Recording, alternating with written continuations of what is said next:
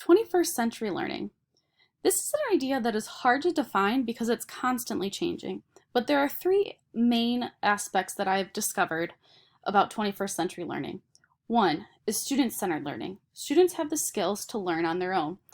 Students want a choice and voice in their learning because they want to take charge of their learning. Then students also need to be globally involved. Students impact more than their immediate neighborhood, and you want to, as a teacher, create internationally minded citizens, because we're not just staying in our little bubbles anymore. We're going above and beyond. The internet helps us to connect to so many different avenues. And then there's also the 4 C's: critical thinking, creativity, communication, and collaboration. And we're going to dive a little bit deeper into those. So the first one is critical thinking. And according to Briestoffer, critical thinking is the practice of solving problems. So when thinking about solving these problems, you got to include elements of skepticism, determine what is useful and not useful, and students learn how to discover facts and figures. The next C is creativity. Students are able to come up with creative solutions to everyday problems. They think outside the box. They look at problems from multiple perspectives. They embrace the inner strength of a student. And in my personal classroom, I've seen this creativity come out with students. One way is when solving math problems. That's when the multiple perspectives piece of creativity comes into play, because there's multiple ways in order to solve that math problem that students use. I've also seen the creativity come out when they're creating a final project. I have students create a poster, a presentation, all on the same topic. So depending on what their creative strength is how they put that final piece together. The third C is collaboration. And according to Briestoffer, collaboration is the practice of working together to achieve a common goal.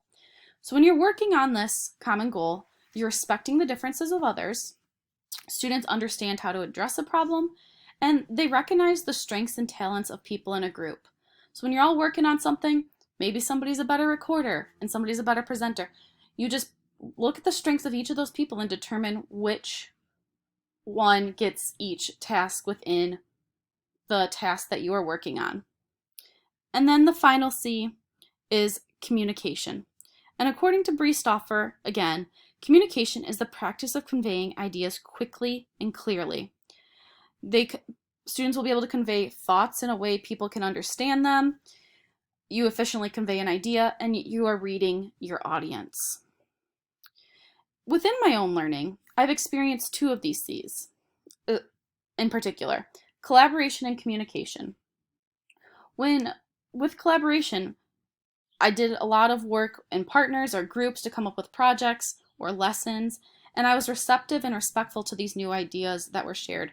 One example in particular was in my senior year placement, there was also another student who was placed with me.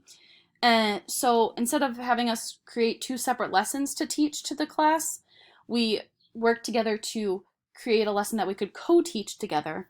So I had to be receptive and respectful to the ideas that she was coming up with, and she had to be respective and receptive to the ideas that I was coming up with in order to create a successful lesson that we could co-teach together. And for communication, especially as I have moved into my graduate work, communication has played a role as a 21st century learner for me, because I've had to learn how to effectively communicate ideas, especially in blog posts, and then share my thoughts in a way that people can understand them.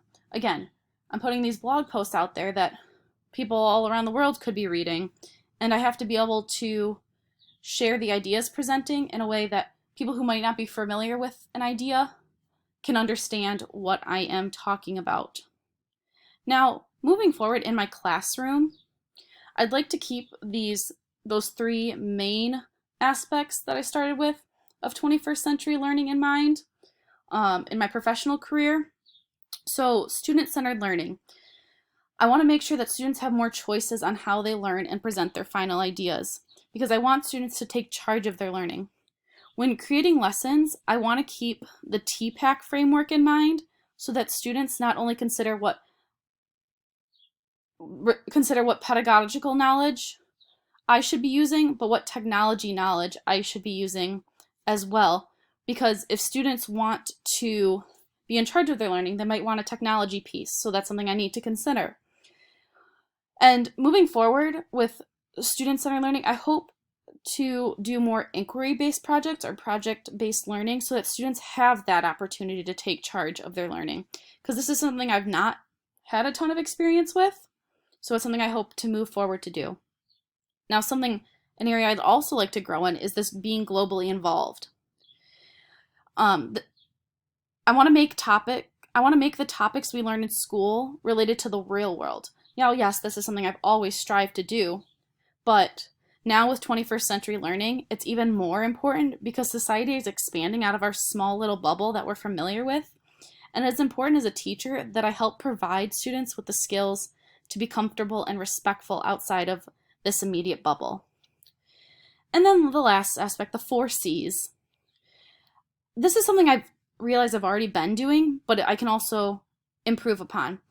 I've been pretty good about having collaboration and creativity in my classroom, but moving forward, I hope to better incorporate communication, and one way I envision this is to have students blog about their work. This way they can think about how they're presenting an idea and make sure they are concise when doing so. That way people outside their little bubble can understand what they're saying, even if they're not familiar with the topic. Through that blog, they would also be able to collaborate with people outside their immediate bubble, which helps them to be globally involved. Moving forward, I hope to keep in mind these different aspects of 21st century learning to create 21st century learners in my classroom.